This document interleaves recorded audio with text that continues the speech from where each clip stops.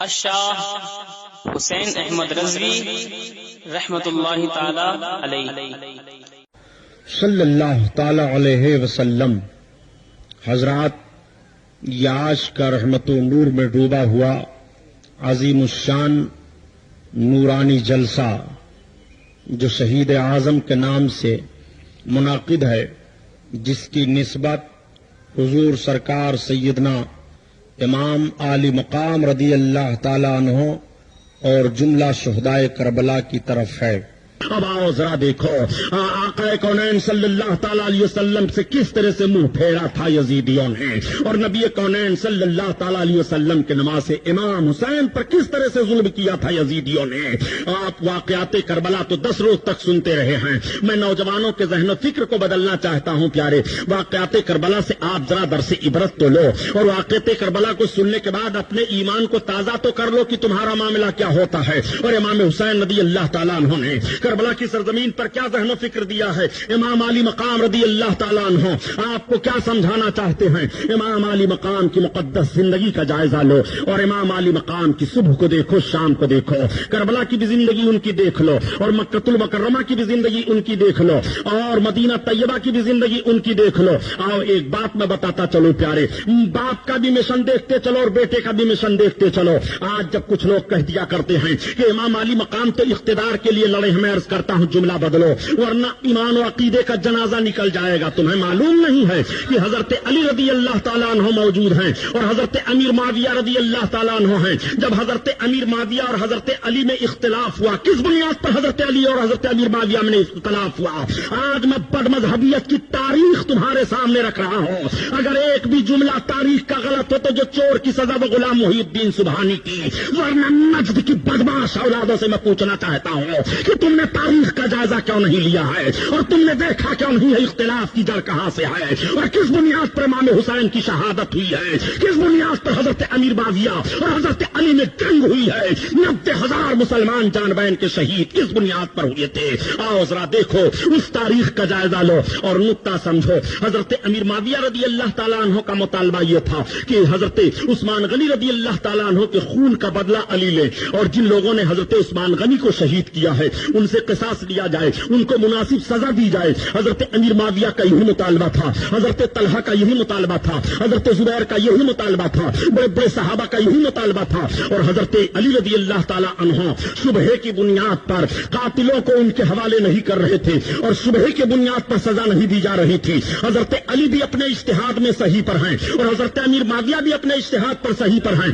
اس اجتہاد کی بنیاد پر دونوں میں جنگ ہوئی۔ امیر معاویہ نے فرمایا کہ جب علی حضرت عثمان غنی کے قاتلوں کا بدلہ نہیں دلا سکتے ہیں اور انہیں سزا نہیں دے سکتے تو خلافت کے اہلدار نہیں ہیں، وہ خلافت کے لائق نہیں ہیں۔ حضرت امیر معاویہ کو حضرت مولا کائنات نے جواب دیا کہ شبہے کی بنیاد پر ملزم کیسے تمہارے حوالے کر دیا جائے جب صحیح ثابت بات نہیں ہو رہی ہے۔ حضرت علی رضی اللہ تعالیٰ عنہ اس طرح سے سزا دینے سے رکے ہوئے تھے کہ آپس میں جنگ ہوئی اور 90,000 مسلمان جنگ میں شہید ہو گئے۔ جب 90,000 مسلمان شہید ہوئے، حضرت علی کی فوج غالب ہونے والی ہے، امیر معاویہ نے نیزے پر قرآن کو بلند کرایا۔ جب قرآن نیزہ پر بلند ہوا تو تلواریں رک جاتی ہیں مسلمانوں کی جان بین سے۔ اب حضرت علی آئے سامنے، حضرت امیر معاویہ آئے، اور مصالحت کی باتیں صحابہ میں ہونے لگی کہ صلح ہو جائے۔ 90,000 مسلمان دونوں جانب سے شہید ہوئے ہیں، اب صلح ہونے جا رہی ہے۔ امام حضرت علی رضی اللہ تعالیٰ عنہ اور حضرت امیر معاویہ ہیں، ان دونوں کے درمیان مصالحت کرانے کے لیے ثالث کی ضرورت پڑی، جس میں حضرت عمرو بن عاص ایک بڑے عظیم صحابی ہیں اور حضرت موسیٰ اشعری بڑے عظیم صحابی ہیں۔ ان دونوں صحابیوں کو ثالث متعین کیا گیا۔ حضرت علی بیٹھ گئے اور حضرت امیر معاویہ بیٹھ گئے۔ یہ دونوں آدمی بیٹھے اور یہ فیصلہ کرنے والے بیٹھ گئے۔ جیسے یہ جماعت بیٹھی تھی تب تک ایک جماعت اٹھ کر کے کھڑی ہو گئی۔ اس نے کہا نہ ہم علی کو مانتے ہیں، نہ امیر معاویہ کو مانتے ہیں، اور نہ ہم تیسرے فیصلہ کرنے والے کو مانتے ہیں۔ ہم نکل رہے ہیں، ہم صرف اللہ کا فیصلہ مانتے ہیں، بقیہ کسی کا فیصلہ نہیں نہیں مانتے، وہ جماعت نکل گئی، اسی جماعت کو خارجی کہا جا رہا ہے۔ ایک جماعت نے کہا ہم امیر کو تسلیم نہیں کر رہے ہیں، ہم سارا معاملہ علی کے تعلق سے مان رہے ہیں، انہیں شیعان علی کہا گیا۔ ایک جماعت بیٹھی رہی اور اس جماعت کا نظریہ یہ رہا کہ جب یہ دونوں صحابی آپس میں مصالحت کر رہے ہیں تو ہم دونوں کی صلح کو تسلیم کر رہے ہیں۔ وہی جماعت اہل سنت جماعت ہے، وہی نجات پانے والی جماعت ہے، یہیں سے فرقہ بندی ہوئی ہے۔ اور شیعان علی ایک طرف گئے اور خارجی ایک طرف گئے تو حضرت علی نے خارجیوں کا قلعہ قما کیا۔ خارجی بدعقیدگی پھیلا رہے تھے، اب علی کی تلوار چل رہی ہے اور خارجی تہے تیز کر رہے ہیں۔ تو حضرت علی کے دور میں جب عقیدے کی بغاوت ہوئی ہے تو علی نے تلوار چلا کر خارجیوں کو ختم کیا ہے، اور حسین کے دور میں جب بدعملی کی جنگ ہوئی ہے تو بدعملی کے خلاف حضرت امام حسین کو سامنے کھڑا ہونا پڑا۔ امام حسین کی جنگ بدعملی کے خلاف ہے، امام کی جنگ شرابیوں کے خلاف ہے، امام کی جنگ جھوٹ بولنے والوں کے خلاف ہے، امام کی جنگ جواریوں اور شرابیوں کے خلاف ہے، امام کی جنگ فاسقوں اور فاجروں کے خلاف ہے۔ امام علی مقام کی جنگ میدان کربلا میں یہی ہے۔ امام علی مقام نے یہ ذہن و فکر دیا تھا اور اس دنیا سے امام علی مقام گئے، لیکن سن لو پیارے، آج حضرت امام کی شہادت تو بیان کی جاتی ہے، امام علی مقام کو ایسے شہید کیا گیا، کربلا میں اس طرح سے ان پر ظلم کیا گیا۔ ایک جملہ اور بھی کچھ لوگ کہہ دیا کرتے ہیں کہ کیوں پھکڑ بازیوں میں پھنستے رہتے ہو، یہ ساری باتیں بدعت ہیں اور کیوں بدعتیوں کے پیچھے پڑے رہتے ہو۔ امام علی مقام کا معاملہ تھا وہ ہو گیا، کربلا میں جب وہ اپنے بچے کو نہیں بچا سکے، اپنے جوان بیٹے کی حفاظت نہیں کر سکے، اپنے بھتیجوں کی حفاظت نہیں کرتے تو کیوں ایسے حسین کے نام کا نعرہ لگا رہے ہو؟ میں عرض کرتا ہوں ذرا سنجیدگی سے غور کرو، حسین کربلا کی سرزمین پر اپنی جان اور اپنے بچوں کی جان بچانے کے لیے نہیں گئے تھے، بلکہ مذہب اسلام کی حفاظت کے لیے گئے تھے اور مذہب اسلام بچانے کے لیے گئے تھے۔ تو جس چیز کو بچانے کے لیے گئے تھے حسین نے اس کو بچا دیا، اور جس کو بچانے کے لیے نہیں گئے تھے حسین کو اس کو بچانے کی ضرورت ہی نہیں پڑی، اس لیے کہ حسین کا ایمان و عقیدہ ہے کہ تو جان جانی ہی ہے اور جان جانے کا ایک سبب بھی متعین ہے، اور جب موت آئے گی تو ایک سیکنڈ کے لیے بھی تاخیر نہیں ہو سکتی ہے، یہ رب قرآن میں بیان فرما رہا ہے۔ اس لیے امام حسین نے جان بچانے کی کوشش نہیں کی ہے اور مذہب اسلام کا قانون حسین نے کربلا کی سرزمین پر بچا لیا۔ امام حسین یہ ذہن فکر دے رہے ہیں، اے لوگوں آؤ ذرا اپنے ذہن کو بدلو اور دیکھتے ہوئے چلو کہ اگر کبھی بھی اسلام کا چہرہ ظلم مسخ کرنا چاہے اور کبھی بھی ظلم اپنے منہ کو پھیلا کر کے اسلام کے حسن کو لوٹنا چاہے، نگلنا چاہے، تو اے مسلمانوں تمہیں میرا کردار یاد کرنا پڑے گا، تمہیں میری قربانی یاد کرنی پڑے گی، تمہیں میرے ذہن و فکر کے مطابق چلنا پڑے گا۔ یہی ذہن امام علی مقام نے دیا تھا۔ یزیدیوں نے سمجھا تھا کہ ہم امام کو تو شہید کر کے اطمینان و سکون کی سانس لے لیے ہیں، مگر ان ظالموں کو اطمینان و سکون کا سانس کہاں ملے گا؟ امام تو کربلا میں شہید ہو گئے، مگر ذرا امام کو دیکھو کہ امام زندہ کیسے ہیں اور یزید مردہ کیسے ہے۔ امام حسین جب ظاہری حیات کے ساتھ تھے، جب بھی اسلام کو امام حسین نے پست نہیں ہونے دیا، اور جب حسین دنیا سے گئے تب بھی نہیں پست ہونے دیا۔ حسین نے جب دنیا سے حسین گئے تب کیسے نہیں پست ہونے دیا؟ ذرا تاریخ کا جائزہ لو، یہی امام حسین ہیں۔ اور جب امام حسین کے سر اقدس کو نیزہ پر بلند کر کے لے جایا جا رہا تھا دمشق کی جانب، اور ایک راہب کے گرجا گھر کے کنارے ان لوگوں نے اپنی منزل اختیار کی تھی، پڑاؤ ڈال دیا تھا، رات گزارنا چاہتے ہیں۔ گرجا گھر کے اندر سے راہب نکلا اور نکلنے کے بعد اس نے کہا یہ بتاؤ یہ کٹے پٹے سر کیسے لوگوں کے ہیں؟ تو کسی نے کہہ دیا یہ حسین ابن علی اور ان کے ساتھیوں کے کٹے ہوئے سر ہیں۔ اس نے کہا تعجب کا مقام ہے، جس نبی کا تم کلمہ پڑھ رہے ہو اس نبی کے نواسے کے ساتھ تم نے یہ حرکت کی ہے۔ اس نے کہا کہ سنو امیر المومنین یزید کی اگر بغاوت کرو گے تو تمہارا بھی سر کچل دیا جائے گا، یہ سب یزید کے باغی ہیں۔ اس نے کہا بغاوت کا جملہ نہ کہو، یہ سننے کے لیے میں تیار نہیں ہوں۔ حسین کبھی بھی کسی کی اس طرح کی بغاوت نہیں کر سکتے ہیں، حسین کا مقصد صحیح ہے۔ حسین نے اگر اختلاف کیا ہوگا تو کوئی وجہ ہے۔ اچھا ایک کام کرو، آج رات تم سب یہی رہنا چاہتے ہو؟ ہاں ہماری ساری فوج یہی رہے گی، یہ سارے کٹے ہوئے سر یہی رہیں گے۔ ایک کام کرو کہ تم اس سر کو ہمیں دے دو، کیا قیمت لوگے؟ کہا 10,000 درہم یا دینار ہم لیں گے۔ کہا ٹھیک ہے ہم 10,000 دینے کے لیے تیار ہیں، سر لاؤ ہمیں دے دو۔ امام علی مقام کا سر لیا اور لینے کے بعد اپنے گرجا گھر کے اندر لے گیا، غسل دیا، امام علی مقام کا چہرہ دھویا، خوشبو لگایا، امام علی مقام کے سر انور کو رکھا تو اس کی نگاہوں کے سامنے سے حجاب ہٹ گیا، وہ دیکھ رہا ہے کہ انوار و رحمت کی برسات ہو رہی ہے۔ اس راہب کی نگاہ میں کیا نظر آیا؟ امام کی خدمت کرنے پر اب تو وہ بتا نہیں سکتا ہے۔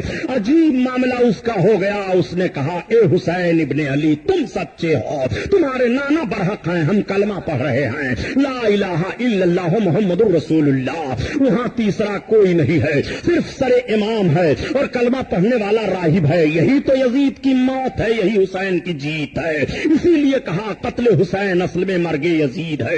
اسلام زندہ ہوتا ہے ہر کربلا کے بعد۔ کہاں کہاں امام حسین کو تم دیکھو گے؟ اے امام حسین کو مردہ سمجھنے والا اور یہ کہنے والے کہ امام حسین کچھ نہیں کر سکے، دیکھو امام حسین کیا کر رہے ہیں۔ امام حسین نے راہب کو کلمہ پڑھایا اور کلمہ پڑھانے کے بعد اسلام میں داخل کر لیا۔ یہ کلمہ ہی پڑھانا ہوا کہ امام علی مقام کی عظمت دیکھ کر کے وہ کلمہ پڑھ رہا ہے۔ یہ کلمہ ہی پڑھانا ہوا کہ امام علی مقام کی رفعت کو دیکھ کر کے وہ کلمہ پڑھ رہا ہے۔ اب جب سویرا ہوا اور 10,000 کی رقم اس نے ان لوگوں کو پیش کی اور سر کو پیش کرتے ہوئے کہا سنو، اب تم مجھے راہب نہ کہنا، اب مجھے عبداللہ کہنا، اب تم مجھے اب تم مجھے عیسائی نہ کہنا، اب تم مجھے مسلمان کہنا۔ میں مسلمان ہو چکا ہوں۔ ان کی آنکھیں پھٹی کی پھٹی رہ جاتی ہیں۔ یہی قافلہ حضرت سر امام کو لے کر کے آگے بڑھتا ہے اور جب یزید کے وہاں یہ سر گیا تھا، یزید نے کیسی حرکتیں کی تھی وہ بھی آپ سن چکے ہیں۔ واقعہ سنانا مقصد نہیں ہے، صرف ذہن و فکر میں بات اتارنا چاہتا ہوں کہ یزیدیوں نے سوچا تھا کہ امام کے سر کو قلم کرنے کے بعد ہم نے اپنے مقصد کو حاصل کر لیا ہے، امام کے سر کو قلم کرنے کے بعد ہم نے ترقی حاصل کر لی ہے، اب ہمارے لیے کوئی رکاوٹ نہیں ہوگی، اب ہمارے لیے کوئی دشواری نہیں ہوگی، اب ہمارے لیے کوئی پریشانی نہیں ہوگی، اب ہمارے مقصد میں کوئی بھی حارج نہیں ہو سکتا ہے۔ لیکن ذرا دیکھو، امام حسین نے بتا دیا تھا کہ تمہارا مقصد حاصل نہیں ہوگا، میرا سر ضرور کٹ گیا ہے مگر میں نے تیرے ہاتھ میں اپنا ہاتھ نہیں دیا ہے۔ یہ قوم مسلم پزمردہ نہیں ہے، یہ قوم مسلم بے حس نہیں ہے، یہ قوم مسلم ایسی بات نہیں ہے کہ نہیں جانتی ہے، سارے لوگ سمجھ رہے ہیں اور تمہاری حرکتوں پر سب کی نگاہ ہے۔ چنانچہ امام علی مقام رضی اللہ تعالیٰ عنہ کے ساتھیوں کو یزید نے جب اپنے دربار سے مدینہ المنورہ کی طرف بھیجا تھا اور سارے لوگ مدینہ المنورہ کی طرف آئے تھے، حضرت امام علی مقام کا سر اقدس تو مدینہ طیبہ میں اپنی ماں کے پہلو میں دفن کر دیا گیا۔ حضرت امام علی مقام کا لٹا پٹا قافلہ مدینہ طیبہ میں آیا اور رو رو کر کے نانا جان کے قبر انور پر سارے داستان کو عرض کرنا شروع کر دیا۔ میں پوچھنا چاہتا ہوں ذرا تاریخی بات ہمیں بتاؤ اور یہ بتاؤ کہ آج بہت جھگڑا کیا جا رہا ہے کہ کسی قبر پر نہیں جانا چاہیے، قبر کے سامنے کچھ نہیں کہنا چاہیے، یہ عقیدہ نہیں رکھنا چاہیے کہ قبر والا سنتا ہے کہ نہیں سنتا ہے۔ میں ایسے دجال ذہن و فکر رکھنے والوں سے سوال کرنا چاہتا ہوں، جب امام زین العابدین کربلا کی سرزمین سے واپس مدینہ طیبہ آئے تھے تو اپنے نانا جان کے قبر انور پر حاضر ہو کر کے سلام عرض کیا تھا کہ نہیں؟ وہ اپنے نانا کو زندہ سمجھ رہے تھے کہ مردہ سمجھ رہے تھے، وہ اپنے نانا کو مددگار سمجھ رہے تھے کہ مددگار نہیں سمجھ رہے تھے۔ حضرت امام زین العابدین کا عقیدہ بول رہا ہے کہ ہمارے نانا ہماری ساری باتوں کو سن رہے ہیں اور ہمارے نانا ہماری ساری باتوں کا جواب عطا فرما رہے ہیں، کیوں نہیں امام زین العابدین کی بات کو، حضرت امام کے سلام کو اور حضرت امام کی فریاد کو سرکار سنیں گے؟ سرکار نے بہت بعد میں بھی لوگوں کی فریاد سنی ہے اور آقا آج بھی فریاد ہماری سن رہے ہیں۔ نبی کونین صلی اللہ تعالیٰ علیہ وسلم کے فریاد کی بات آ گئی تو میں بتاؤں، حضرت سید احمد کبیر رفاعی رحمت اللہ تعالیٰ علیہ آقا کونین صلی اللہ علیہ وسلم کی بارگاہ میں ہجری 555 میں حاضر ہوئے مدینہ طیبہ تو عرض کرتے ہیں یا رسول اللہ، ابھی تک تو میں دور دور سے آپ کی بارگاہ میں سلام کیا کرتا تھا، یا رسول اللہ اب آپ کے قریب آیا ہوں، روضہ اطہر پر آیا ہوں، یا رسول اللہ اپنے دست مبارک کو باہر کیجئے تاکہ میں آپ کے ہاتھ کا بوسہ لوں۔ تو فوراً آپ کا دست انور قبر شریف سے باہر نکل آیا۔ حضرت سید احمد کبیر رفاعی رحمت اللہ تعالیٰ علیہ نے بوسہ لیا۔ اس وقت سرکار پیر پیرا میرے میرا غوث اعظم بڑے پیر بھی موجود تھے، اسی لیے اعلیٰ حضرت عظیم البرکت بول گئے کہ تم نبی کو مردہ کیسے خیال کر رہا ہے؟ نبی آج بھی زندہ ہے اور نبی قیامت تک زندہ رہیں گے، اگر نبی کو تو مردہ سمجھ لے گا تو تیرا ایمان مردہ ہو جائے گا۔ اسی لیے اعلیٰ حضرت عظیم البرکت فرماتے ہیں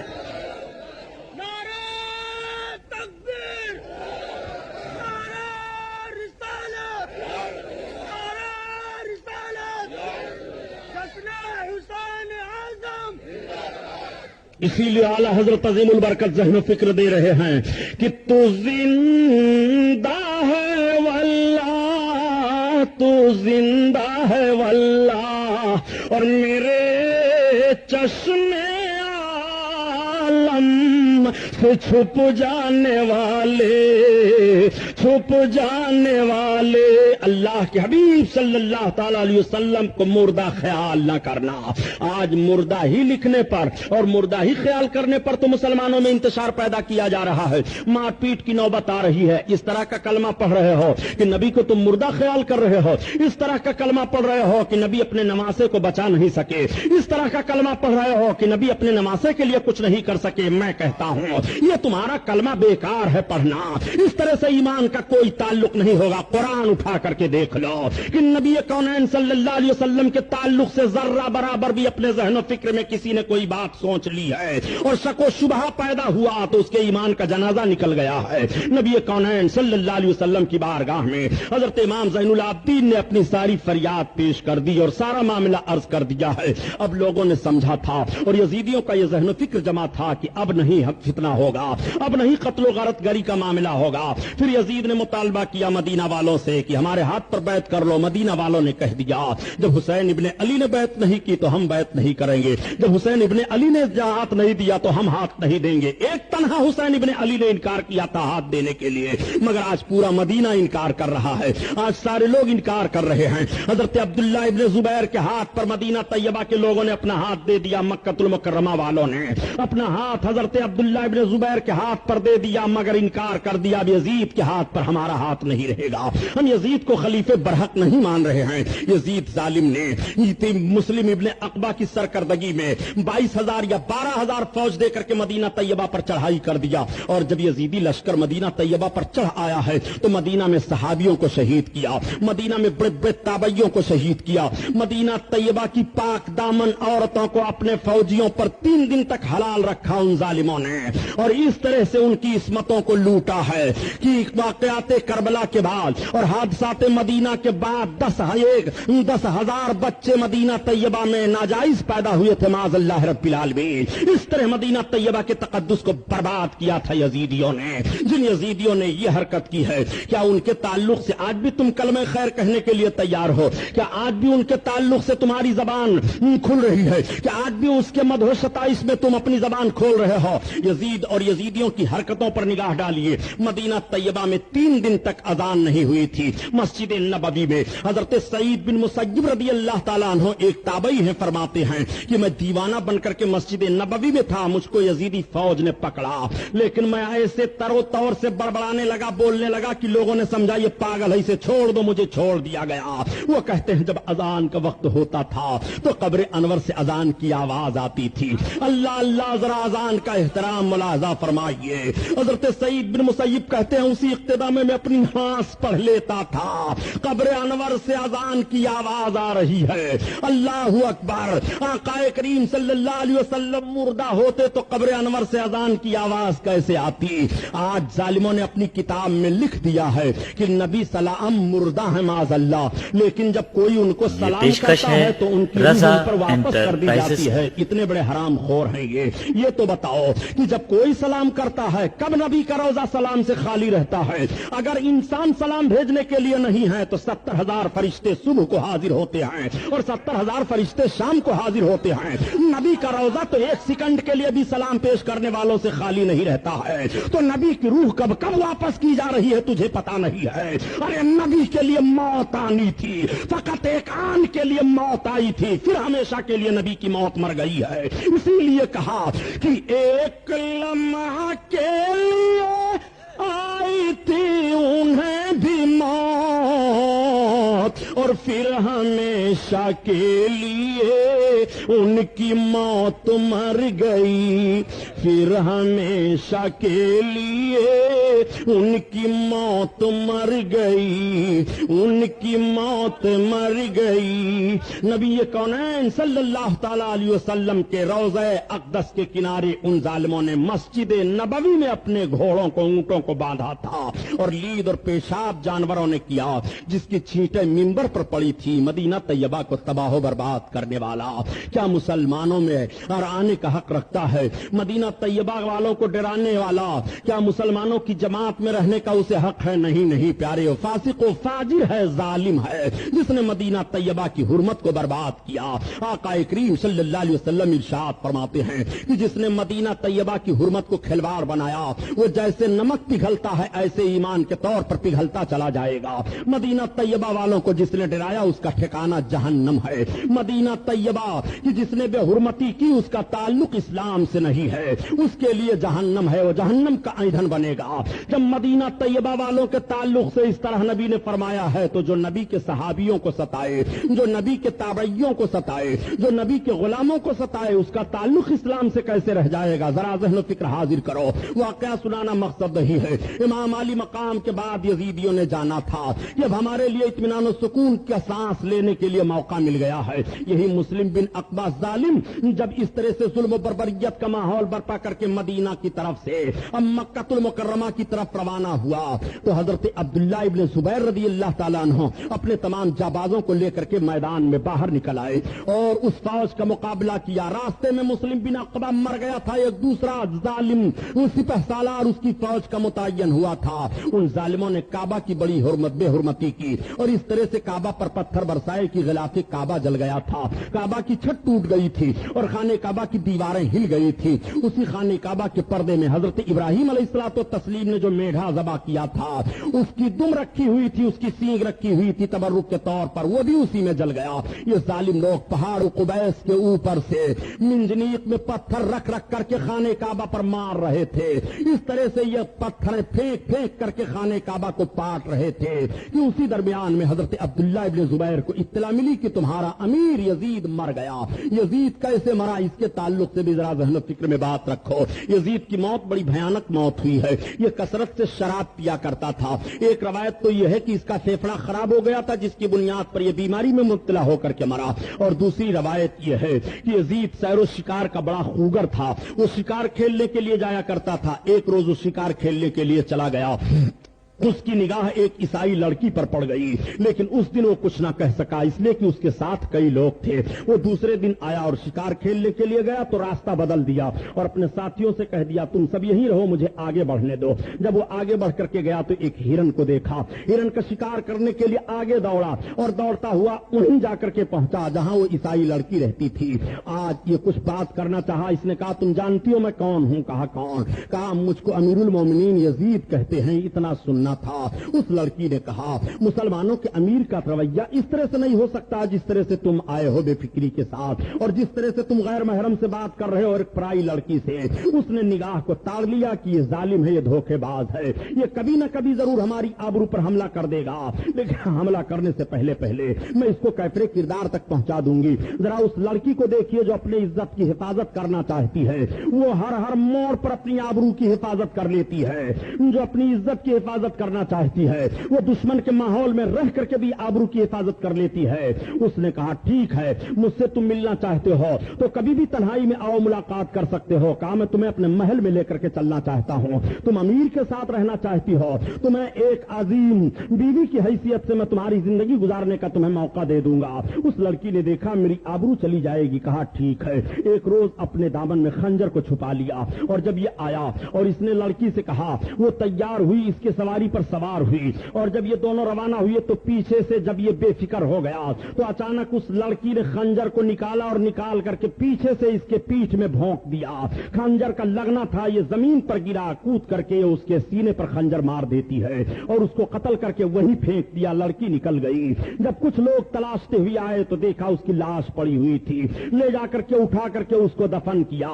ایک موت یہ یزید کی بتائی جا رہی ہے اور ایک شاعر نے کہا ہے کہ یزید کی موت ایسی حالت میں ہوئی کہ ایک ناچنے والی لڑکی ناچ رہی تھی اور اس کے سرہانے شراب کی بوتل رکھی ہوئی تھی، وہ بدمست پڑا ہوا تھا، ایسی حالت میں اس کی موت ہوئی ہے۔ بہرحال فسق و فجور کے ماحول میں مبتلا ہونے پر یزید کی موت ہوئی۔ یزید مر گیا، اس کا مقصد مر گیا، یزید مر گیا، اس کی تمنا مر گئی، یزید مر گیا، اس کی تحریک مر گئی، یزید مر گیا، اس کا سارا کارنامہ مر گیا۔ آپ ذرا دیکھتے چلیے یزید کیسے مرا ہے اور اس کا سارا کارنامہ کیسے مرا ہے۔ آج بھی جغرافیائی طور سے جائزہ لیا جائے مقام حمص کا جہاں یزید کی موت ہوئی ہے تو بتایا جاتا ہے کہ جس جگہ پر یزید کی قبر بنائی گئی تھی آگ کی سب سے بڑی فیکٹری شیشہ گلانے والی وہی لگائی گئی ہے.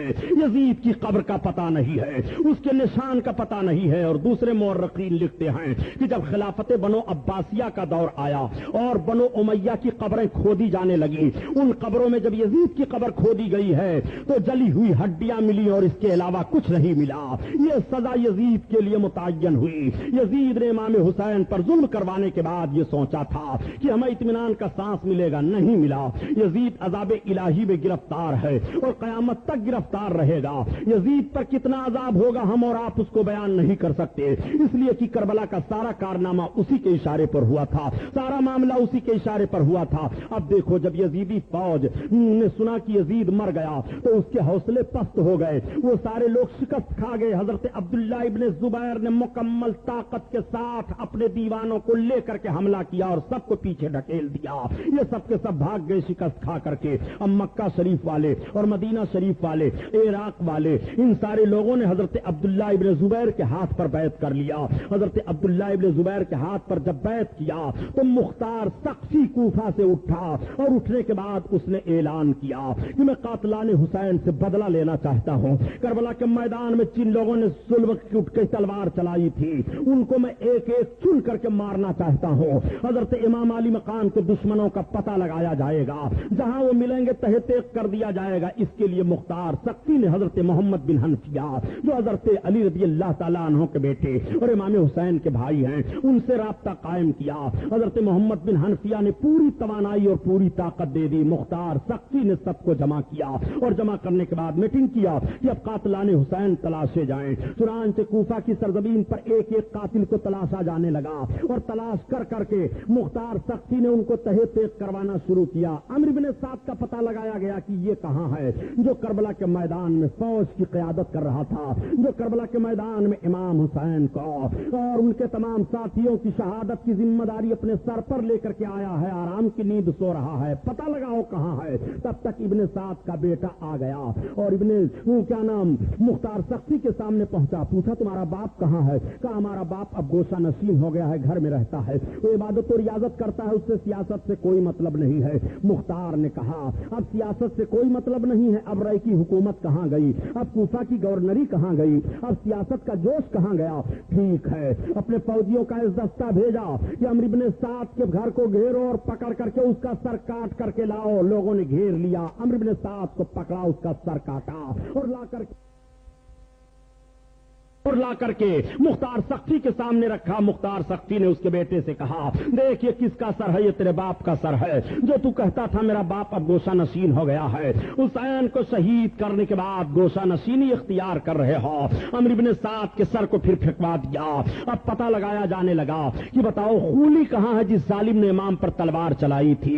خولی کو پکڑا گیا تو اسے تہہ تیغ کیا گیا. سنان کہاں ہے؟ اسے پکڑا گیا, اسے مارا گیا. یہ پتہ لگایا گیا کہ ابن زیاد کہاں رہتا ہے. ابن زیاد کو اطلاع مل گئی تھی کہ مختار سقفی لوگوں کو لے کر کے ہم سب پر حملہ کر رہا ہے, مار رہا ہے, اور اب ہمارے قریب کوئی آنے کے لیے تیار نہیں, ہماری مدد کرنے کے لیے کوئی تیار نہیں ہے. عبداللہ ابن زبیر کے ہاتھ پر سارے لوگ اپنا ہاتھ دے چکے ہیں اور عبداللہ ابن زبیر کی ساری طاقت اس کو حاصل ہے. چنانچہ مختار نے کہا ابن زیاد کو پتہ لگاؤ کہاں بھاگ کر کے گیا ہے. دریا کے کنارے ایک چھوٹا سا گاؤں تھا, وہاں یہ بھاگ گیا تھا. مختار سقفی کا چھوٹا تھا 10 دستہ فوج کا پہنچا اور وہاں پر ابن زیاد کو گرفتار کرنے کی کوشش کی. جب یہ گرفت میں نہیں آیا بھاگا تو لوگوں نے اس کا پیچھا کیا. چند لوگوں سے تلواریں چلی مگر بڑا بہادر تھا, کچھ لوگوں کو اس نے مار دیا. پھر فوج کا ایک دستہ پہنچا اور ابن زیاد پر ٹوٹ پڑے. ابن زیاد کو پکڑا, اس کے سر کو کاٹا اور کاٹنے کے بعد لائے. مختار سقفی نے وہیں کوفہ کے گورنر ہاؤس میں ابن زیاد کا سر رکھا اور لوگوں سے کہا 6 سال کا عرصہ گزر گیا ہے, 6 سال کے اندر اندر دیکھ لو کس طرح سے تبدیلی آئی ہے. یہی دن ہے اور یہی وقت ہے جس وقت امام حسین کا سر گورنر ہاؤس میں رکھا گیا تھا, وہیں پر ابن زیاد کا سر رکھا گیا ہے. سارے لوگ دیکھ رہے تھے, تب تک ایک سانپ ظاہر ہوا اور ظاہر ہونے کے بعد اس کے نتھنے میں گھسا, پھر نکلا, پھر گھسا. لوگ کہنے لگے وہ دیکھو آ گیا, پھر گھسا, پھر نکلا, اس طرح سے غائب ہو گیا. لوگ ڈر گئے. اس کے سر کو اٹھا کر کے پھینک دیا گیا اور اس پر دہی ڈال کر کے خوخار کتوں کو چھوڑ دیا گیا. ابن زیاد کی موت اس طرح سے ہوئی ہے. اس کے بعد شمر کو پکڑا گیا اور جب شمر خبیث کو لایا گیا تو مختار سقفی نے کہا یہی وہ کوڑھی کتا ہے, یہی وہ خبیث ہے جس نے اللہ کے حبیب صلی اللہ علیہ وسلم کے نواسے پر زبردست ظلم کیا تھا.